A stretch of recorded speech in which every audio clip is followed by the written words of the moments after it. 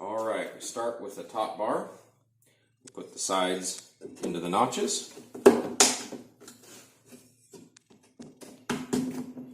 Take the foundation, put it in the frame, make sure it's in the groove.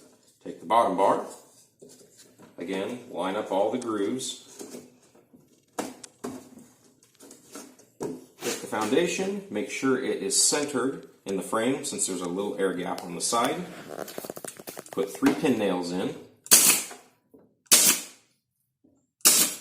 That pins the foundation to the top bar and takes some of the weight off of the bottom bar. Frame on its side, make sure it's square. You don't want to put together a trapezoid. And then put 2 pins in every corner.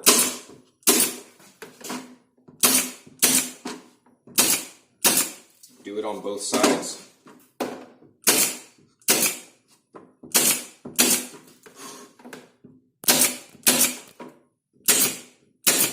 Using the pin nailer beats doing it by hand.